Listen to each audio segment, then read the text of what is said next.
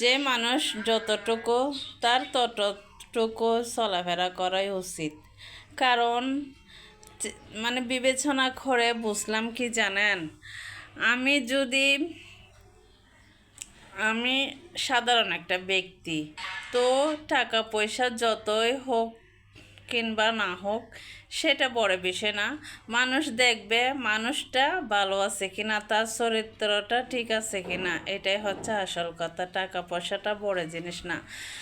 আমি হুট করে একটা দান পেয়ে গেলাম, মানে কোনো একটা লটারি পেয়ে গেলাম, আমি একটা 1 লক্ষ টাকার আইফোন নিয়ে নিলাম, তো মানুষ আমাকে দেখবে না, ওই আমার আইফোনটাই দেখবে, বুঝছেন?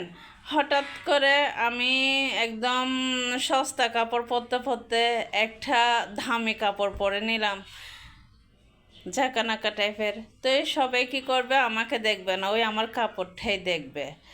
তো যার যতটুক সামর্থ্য তাকে ততটুক তার উপযুক্ত চলাফেরা করাটাই উচিত। বিশেষ করে আমি এটাই মনে করি, আপনারা কি মনে করেন জানি না। আমার কথাবার্তায় যদি কোনো বিষয়ে যদি ভুল হয়ে থাকে আপনারা আমাকে কমেন্টে জানাবেন আমি কি ভুলটা বললাম। তো যার যার পেশা, যার যার নেশা, যার যার চলাফেরা তার ব্যক্তিগত, সেটা আমিও জানি, কিন্তু শুধু ব্যক্তিগত বলে ছেড়ে দিলে তো হয় না, যার যার একটা মানানসই থাকতে হয়। তাই আপনারা বলবেন কমেন্টে আমি ভুল কিছু বলছি না ভালো কিছু বলছি। আজকের বার্তা এতটুকুই।